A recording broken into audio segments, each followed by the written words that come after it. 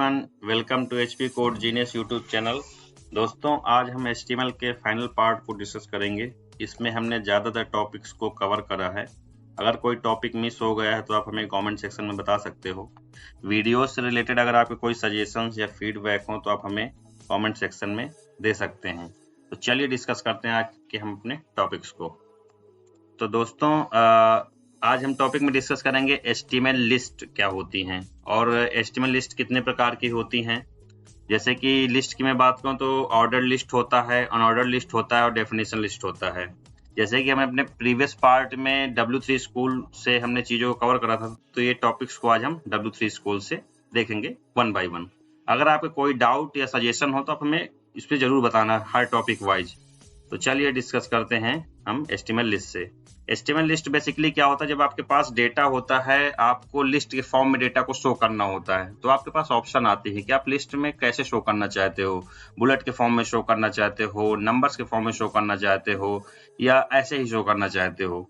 तो यहाँ पे आप देख सकते हो एक इसके एग्जाम्पल इन्होंने दे रखा है अनऑर्डर लिस्ट का। अनऑर्डर लिस्ट में क्या होगा कि आपका जो आइटम होगा वो बुलेट्स के फॉर्म में होगा। वहीं एक इसका एग्जाम्पल आता है कि आपका आइटम नंबर में है 1 2 3 4 5, दैट मीन्स इसमें कोई क्या ऑर्डर हम देख सकते हैं। फिर आपका जैसे अनऑर्डर लिस्ट में क्या होगा कि आप टैग कैसे यूज करते हो, तो इसका जो फॉर्मेट होगा तो ये यूज करते हो आप। अनऑर्डर लिस्ट में आप यूएल टैग यूज करोगे। यूएल टैग के अंदर आप कॉफी डाल दो, टी, मिल्क, इसको जो शो होगा ये बुलेट के फॉर्म में शो होगा। हम इसको देख भी सकते हैं। जैसे ये लोड हो गया, आप इसमें देख सकते हो। अगर मैं इसी को सपोज मैं ओएल कर दूं, अगर मैं इसको, आप इसको देख सकते हो आपके 1 2 3 4 5 फॉर्म। ये क्या हुआ, ये आपका ऑर्डर लिस्ट हो गई। फिर ऐसे ही जैसे आपका ऑर्डर लिस्ट मैंने आपको शो कर दिया, फिर आप यहाँ पे HTML डिस्क्रिप्शन लिस्ट दे सकते हो। ये आपका अदर लिस्ट के फॉर्मेट में आता है। इसमें क्या कर सकते हैं कि आपका जो it will describe the list of element which description of each element. मतलब क्या हुआ कि जैसे आप इसमें टर्म में देख सकते हो कि आपका डेफिनेशन लिस्ट हो गई है। इसमें लिस्ट का डेटा होगा, टैग होगा। DL tag defines the description list, DT tag defines the term. किस टर्म पे आएगा, DD will define the describe each term. ठीक है, आप इसको देख सकते हो कि सपोज मान लो डिस्क्रिप्शन लिस्ट है, आपने कोई कॉफी दी है, तो कॉफी क्या है, ब्लैक हॉट ड्रिंक। मिल्क क्या है। मतलब जैसे आप कभी ऐसा शो करना चाहते हो कि आपके पास एक टर्म है, आप उसको डिस्क्राइब करना चाहते हो, तो आप इसमें देख सकते हो। ठीक है, डेटा टर्म हो गया, डेटा डिस्क्रिप्शन हो गया, ये आपका हो गया लिस्ट। फिर इसमें से हमने तीनों लिस्ट को कवर कर दिया है। फिर हमारा नेक्स्ट टॉपिक आता है, इसमें हम लोग इसको मार्क कर लेते हैं तो दैट हमारे लिए आसान होगी ट्रैकिंग। फिर अब क्या करते हैं, अब हम लोग पढ़ते हैं कि what is the HTML block और इनलाइन। HTML ब्लॉक और इनलाइन से बेसिक मतलब क्या है कि आप इसको कैसे शो कर रहे हैं, कैसे एलिमेंट्स आपके आ रहे हैं। हम इसमें देखते हैं कि every HTML element has a default display value depending on what type of the element it is. Normally दो तरीके की डिस्प्ले होती है, एक इनलाइन, एक ब्लॉक। अब इनलाइन ब्लॉक का क्या मतलब है, इनलाइन डिस्प्ले वही होगी जिसमें सपोज आपने कोई एक स्पैन यूज करते हो। स्पैन इनलाइन एलिमेंट का एक एग्जांपल होता है। वो उतनी ही स्पेस लेगा जितनी इसको रिक्वायर्ड है, वो अननेसेसरी स्पेस नहीं लेगा। वहीं ब्लॉक लेवल एलिमेंट क्या करता है कि वो पूरी विड्थ ले लेता है। ठीक है, ब्लॉक लेवल का एग्जांपल जैसे डिव हो गया, पैराग्राफ हो गया। A block level element always starts on the new line and the browser automatically add some space margin before after the element. ठीक है, इसमें क्या है कि फुल विड्थ ले लेता है जो भी अवेलेबल है।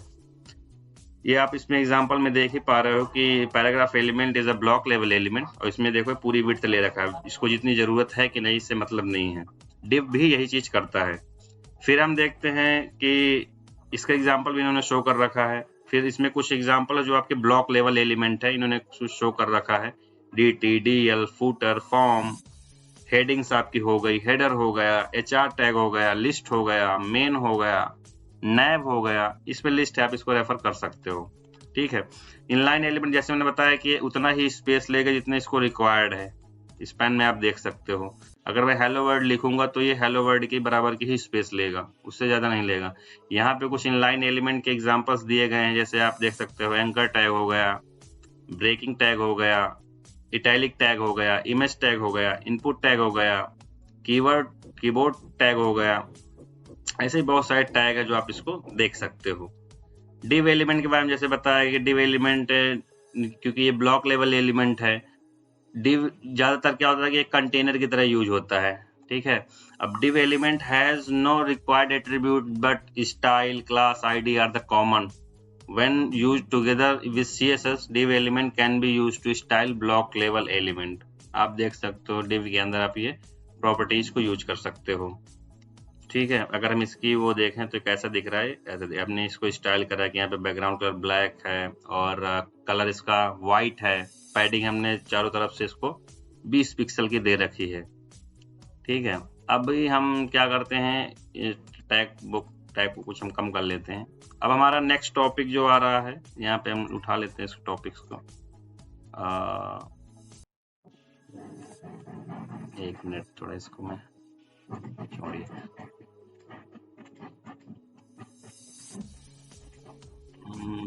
ये ठीक है। अब हम स्टार्ट करते हैं HTML div और क्लास क्या होता है। div को जैसे मैंने कवर करा कि div बेसिकली क्या काम करता है, इसको हम और तरीके से डिस्कस कर लेते हैं। div को जैसे कि इन्होंने बताया कि it is used as a container for HTML element. सब एक तरह से रैपर कह सकते हो। सपोज आपके पास बहुत सारे टैग हैं, इनपुट टैग है, पैराग्राफ टैग है और इमेज टैग है, मतलब you have a lot of tag, ठीक है। अब आप चाहते हो कि मैं इसको एक ड्रैप कर दूं, एक div के अंदर डाल दूं, तो उससे क्या होगा कि आपकी जो सारी चीजें ना एक अलाइन हो जाएंगी। div element is by default a block element, meaning that it takes all the available width and comes with the line break before and after, ठीक है।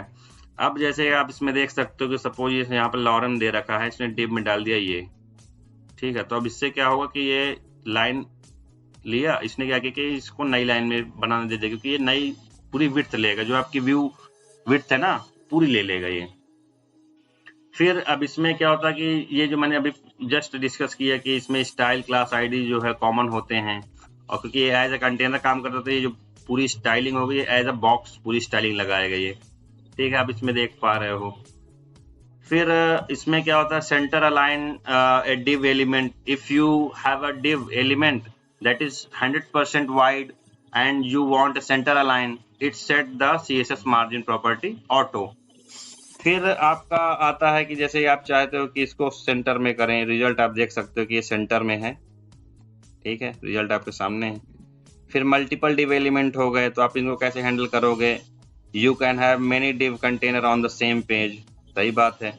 अब इसको देख सकते हो रिजल्ट में क्या होगा कि आपका एक के नीचे एक आ रहा है, क्योंकि ये ब्लॉक लेवल एलिमेंट है तो ये एक के नीचे एक आ रहा है। वहीं अगर आप चाहो तो aligning div inside side by side, यहाँ पे क्या कर सकते हो आप, प्रॉपर्टीज का यूज करते हो। फ्लेक्स जैसी प्रॉपर्टी है, फ्लोट प्रॉपर्टी हो गई, फ्लेक्स, यहाँ पे आप डिस्प्ले प्रॉपर्टीज का यूज करते हो, जिसमें आप div की आप पोजिशनिंग को चेंज कर सकते हो, ठीक है। यहाँ पे जैसे इसने फ्लोट डाला है, CSS float property has not originally mean to align the div element side by side but has been used for this purpose by many years. Float property means क्या कर सकते हो, आपको उसमें लेफ्ट राइट डिफाइन कर सकते हो कि आपको div को कहाँ डालना है। आप जैसे लेफ्ट लेफ्ट लेफ्ट डाल दिए यहाँ पे आपने। आप डिस्प्ले फ्लेक्स भी यूज कर सकते थे यहाँ पे, उसमें क्या होता है कि सीधे आपको डिस्प्ले फ्लेक्स देना था और कुछ भी नहीं करना पड़ता उसमें। फिर एक और डिस्प्ले आती है आपकी inline block. If you change the div element display property from block to inline block, the div element will no longer add a line break before and after and will display side by side inside. ये भी मतलब करने का एक तरीका हो सकता है, 1 by 1 चलेगा ये लाइन। अगर फ्लेक्स का जैसे मैंने अभी डिस्कस ही कर लिया कि आप चाहो तो डिस्प्ले फ्लेक्स यूज कर लो और ये 1 by 1 आ जाएगा। फिर आता है आपका डिस्प्ले ग्रिड। डिस्प्ले ग्रिड क्या करता है कि it will take the div as a grid, ठीक है। It sound almost like flex but has the ability to define more than 1 row and position each row individually, ठीक है। फिर आप ऐसे यूज कर सकते हो डिस्प्ले में, यहाँ पे आपको डिस्प्ले ग्रिड बतानी पड़ेगी और ग्रिड टेम्पलेट आपको डालना पड़ेगा 33%, मतलब आप कितने कॉलम्स चाहते हो इसमें। तो ये आपके लिए इसमें div HTML div हो गया। अब HTML div के बाद आता है HTML classes.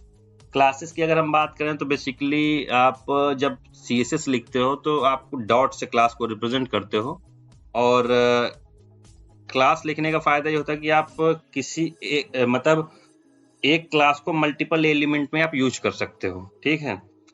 Basically multiple HTML element can share the same class, जैसे कि इन्होंने बता रखा है।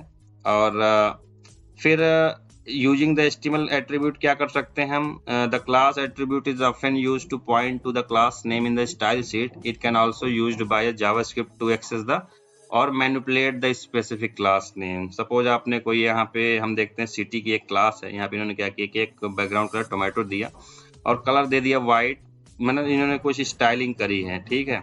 अब इन्होंने क्या किया कि जो भी आपकी सिटी होंगी वो इन कलर से शो करेगी। देखते हैं इसमें कैसे इन्होंने दिखाया है, ये देखिए आप देख सकते हैं कोई भी स्टाइलिंग आप चेंज कर सकते हो। सपोज मैं इसको डालूं ब्लैक, सपोज मैं इसको डाल दूं ब्लैक ही कर देता हूँ, ब्लैक, ठीक है। इसको रन करते हैं, ये देखिए स्टाइलिंग एक साथ सब में चेंज हो गई। ये होता है रीयूजेबल कोड, मतलब आपको अगर एक ही क्लास यूज करनी है मल्टीपल जगह पे तो आप एक जगह बना के उसको सेंट्रलाइज करके उसकी प्रॉपर्टी लिख सकते हो, या तो एक आप इनलाइन में लिखते तो भाई सबके लिए अलग अलग लिखना पड़ता। तो एक तरीका तो ये हो गया। टिप क्या है इसके लिए, क्या कहता है W3 School, the class attribute can be used on any multiple HTML element. The class name is case sensitive. Class name जैसे आपने यहाँ पे लिखते हो ना, अगर आपने सपोज यहाँ पे सिटी की जगह पे ये लिख दिया,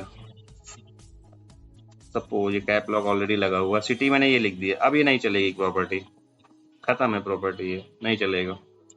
बट ऐसे लगा दूंगा तो ये चल जाएगा। ये चीजें क्या ना इंटरव्यू में काम आती हैं, आपको अगर चाहोगे ना तो ये बहुत ही मतलब ध्यान देने वाली चीजें हैं। तो क्लास हमने डिस्कस कर लिया। HTML आईडी की बात आती है। आईडी क्या होता है कि हर एलिमेंट की यूनिक होती है, और ये जब हम क्लास लिखते हैं उस टाइम पे हम इसको यूज करते हैं। जो काम क्लास करता है वही आईडी करता है, बट थोड़ा सा डिफरेंशिएशन होता है। आप एक आईडी को एक ही एलिमेंट पे दे सकते हो, जैसे आपने सिटी को वहां मल्टीपल जगह पे शो किया था, वैसे आप आईडी नहीं दे सकते हो। तो इसका एक मेन कॉमन डिफरेंस, जैसे आपने माई हेडर लिखा तो आप माई हेडर को एक जगह ही यूज करोगे। सपोज आपको दोबारा यूज करना तो आपको दूसरी प्रॉपर्टी यूज करनी पड़ेगी। सपोज मान लीजिए यहाँ पे आपने लिखा माई हेडर, अब मैं यहाँ पे इसको कॉपी करूँ और दोबारा यहाँ लिख देता हूँ योर हेडर डाल देता हूँ, सपोज योर हेडर।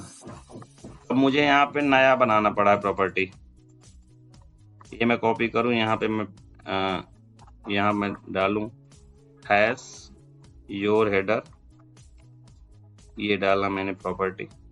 अब सपोज मैं यहाँ डाल दूं बैकग्राउंड, ये प्रॉपर्टी पे उठा लेता हूँ यहाँ से पूरी,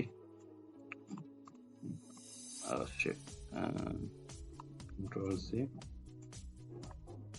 ये हमने डाला। अभी क्या करते हैं, इसका लाइट ब्लू को डाल देते हैं टोमेटो, ब्लैक कर देते हैं, ठीक है। अभी इसमें थोड़ा टेक्स्ट डाल देते हैं योर हेडर, योर हेडर, समझ रहे हैं।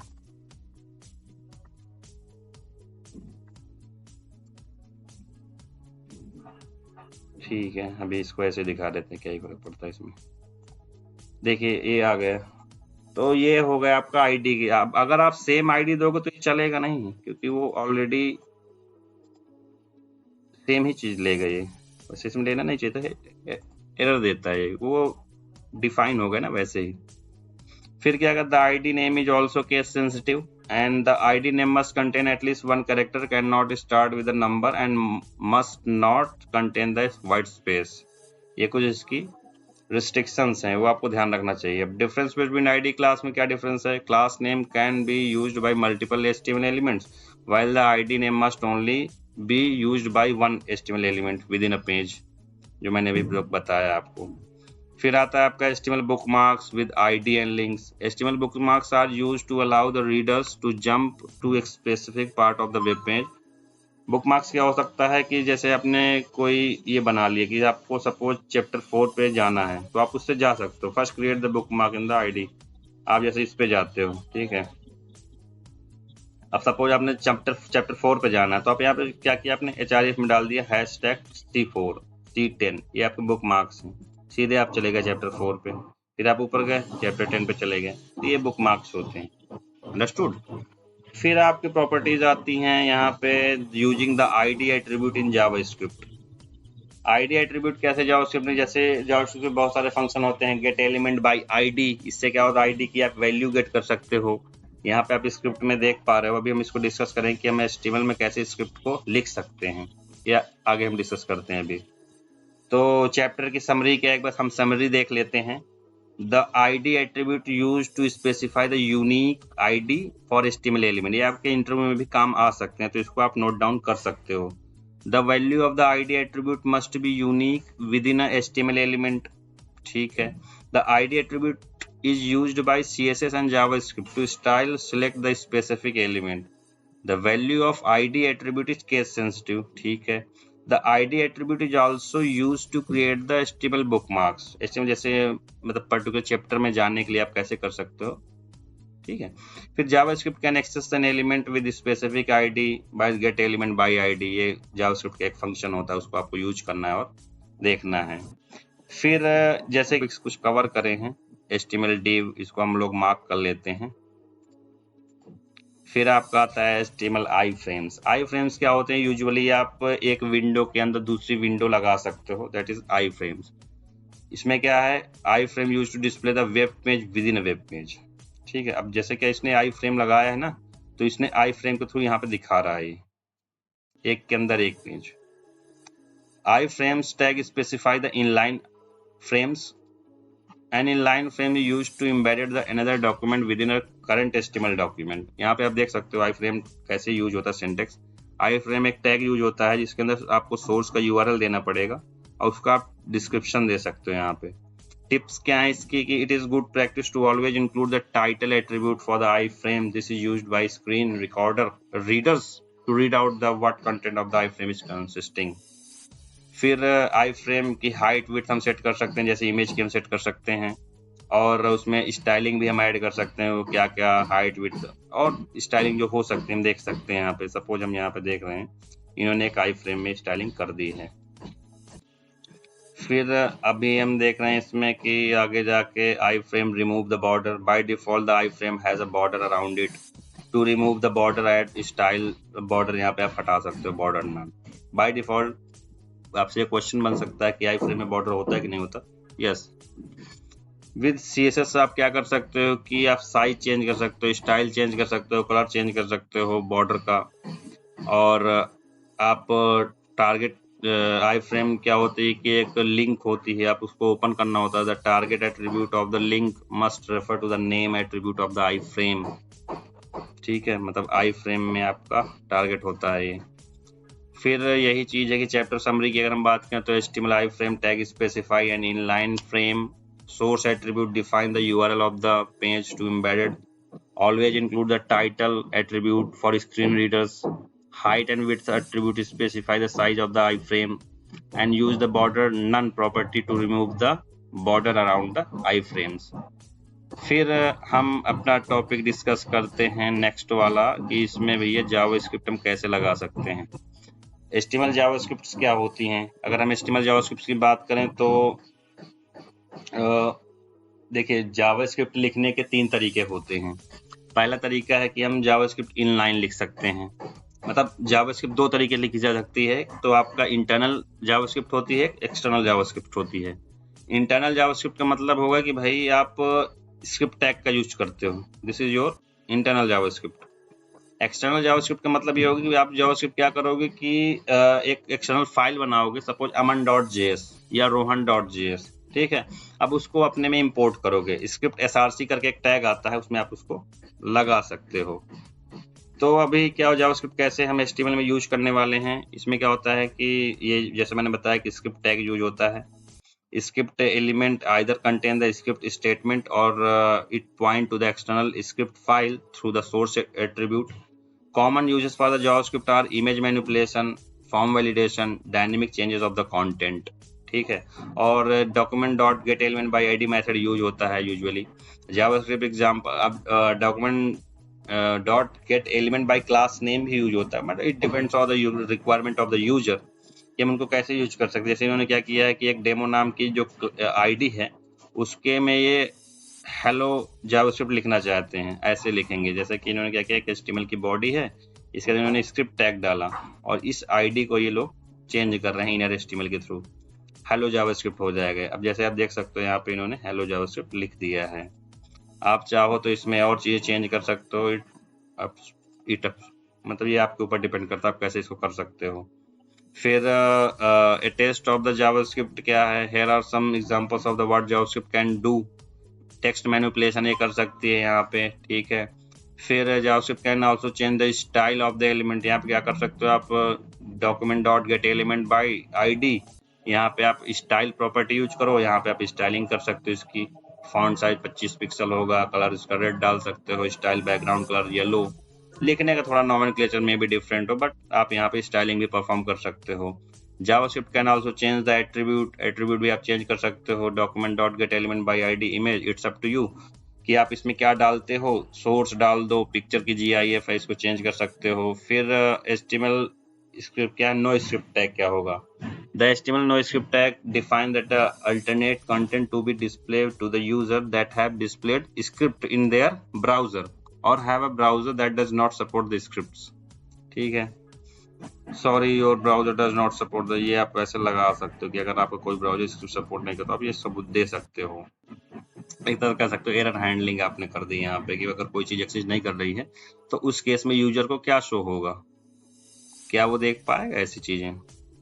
फिर आता है HTML फाइल पाथ क्या होता है। देखिए फाइल पाथ की अगर हम बात करें तो हम जैसे मान लो कोई इमेज हम लोग अपने में यूज करने वाले हैं। फाइल पाथ दो तरीके के होते हैं, एक तो रिलेटिव फाइल पाथ होता है, एक एब्सोल्यूट फाइल पाथ होता है।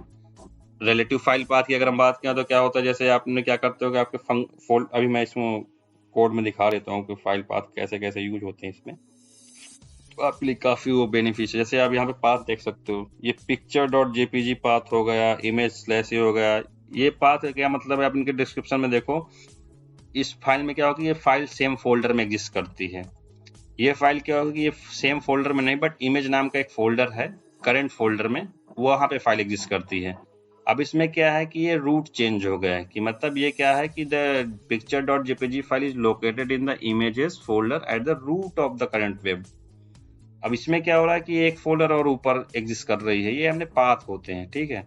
अब यूजुअली पाथ दो तरीके के होते हैं, जैसे मैंने बताया रिलेटिव और एब्सोल्यूट। रिलेटिव एब्सोल्यूट पाथ में क्या हो, जैसे आपका पूरा पाथ दे दिया है, that is the absolute path, the पूरा पाथ दे दिया। बट अगर कहीं पे मान लो थोड़ा सा ही पाथ दिया, इमेज का पाथ दे दिया, तो ये इसमें क्या होगा, रिलेटिव पाथ होता है। यूजुअली जो बेस्ट प्रैक्टिस क्या होती है कि आपको ज्यादातर रिलेटिव पाथ ही यूज करने चाहिए, क्योंकि इससे आपकी जो इमेज होगी ना, लोडिंग टाइम आपका कम होगा। तो ये यूजर प्रैक्टिस के लिए भी बहुत अच्छा है कि आप उसको रिलेटिव पाथ यूज करो।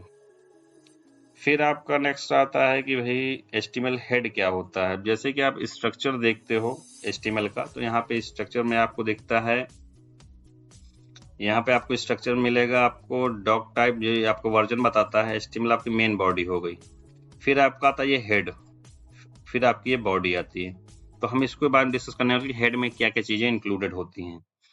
तो अब जैसे हेड एलिमेंट में क्या होता है, इट इज बेसिकली कंटेनर जिसमें आपको टाइटल मिलेगा, स्टाइल मिलेगा, मेटा मिलेगा, लिंक मिलेगा, स्क्रिप्ट्स मिलती हैं, बेस टैग मिलता है।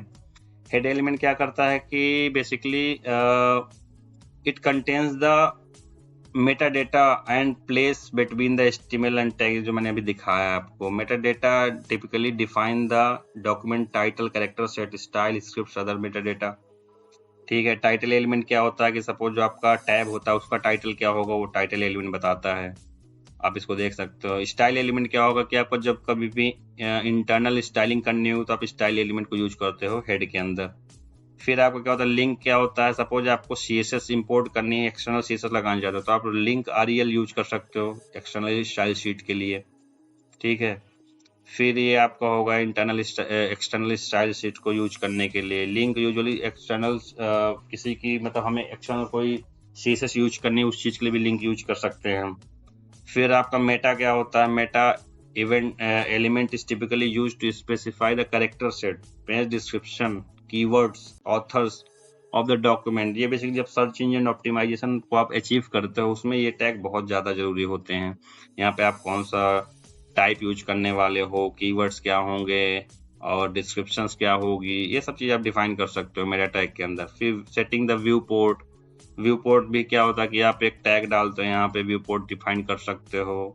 फिर HTML स्क्रिप्ट्स क्या होगी कि the script element use to define the client side JavaScripts, the following JavaScript write the hello world into the HTML element with ID demo, जैसे मैंने बताया उसमें पुराने टॉपिक जो मैंने अभी डिस्कस करा just.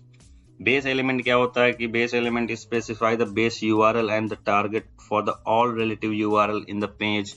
The base tag must have either an href or the target attribute present or both.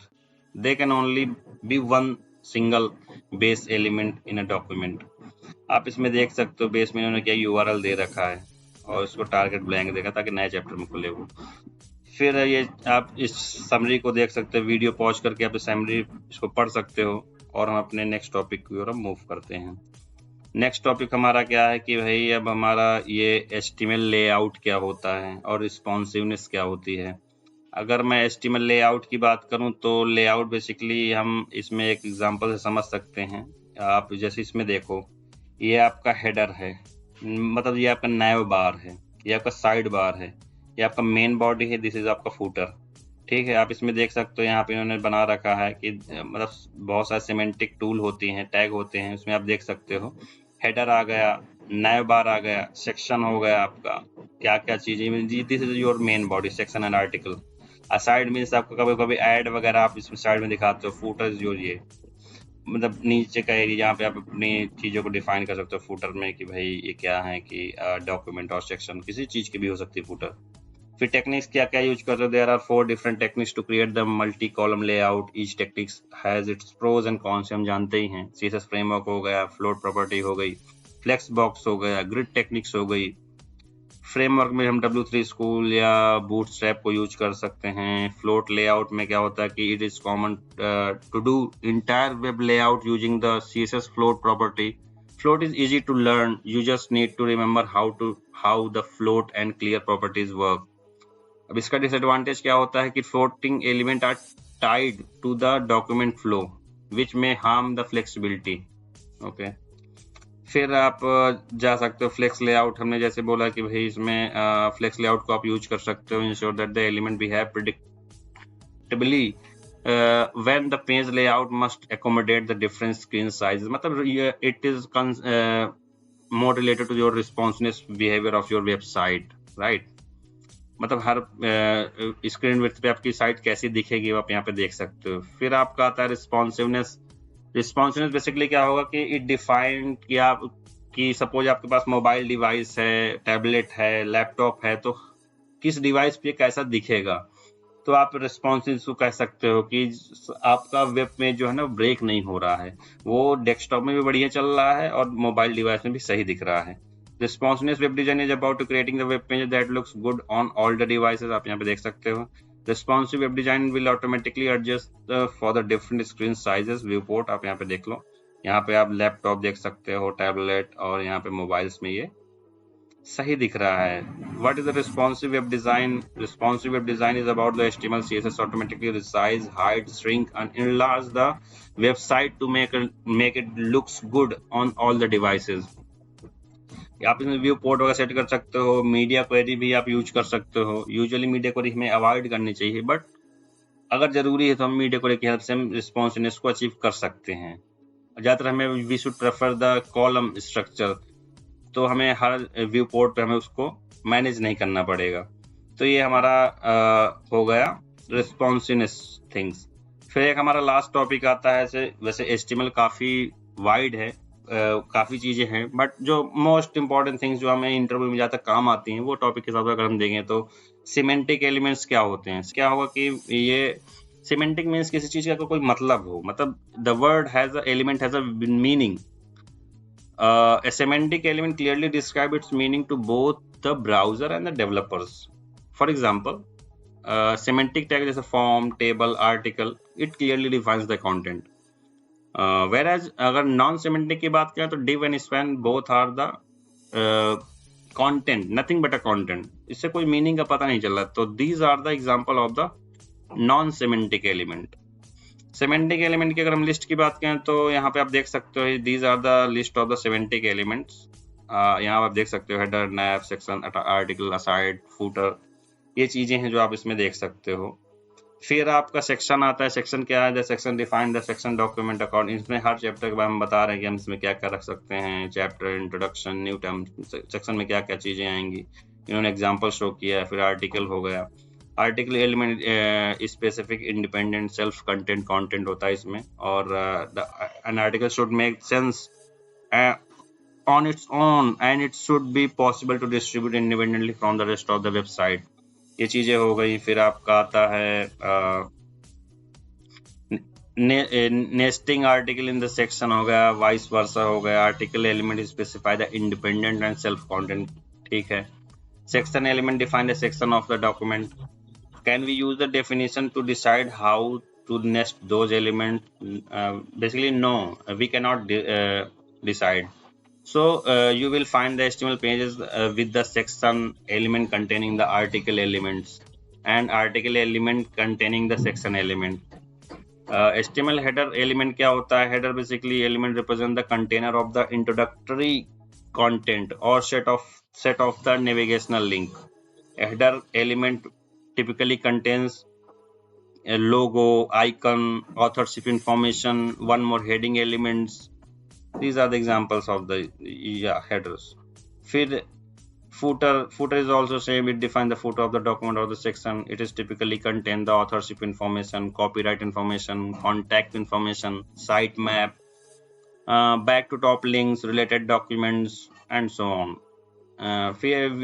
What we have in the nav element, we can have a router links for the nav element where we can define the path of the pages, जहाँ user जाके उन चीजों को देख सकता है। फिर हमारे पास आता है side area. Side element define some content aside from the content is place like side bar. Content side bar should be indirectly related to the surrounding content, ठीक है। फिर आता है हमारा figure and fig caption element. Figure that tag specify the self content content like the illustrations, diagram, photos, code, listings. Fig caption tag defines that a caption is figure element and fig caption element can be placed as a first or the last child of the figure element. Okay, these are the semantic elements according to the W3 schools, and we can see a few description about the all of the semantic tags. आप यहाँ पे देख सकते हो। तो दोस्तों आज हमने इसका HTML का जो पार्ट था उसको हमने रैप अप करा है। अगले आने वाले लेक्चर्स में यूजुअली हम अभी JS को स्टार्ट करेंगे। So stay tuned with us. Thank you so much guys. Thank you.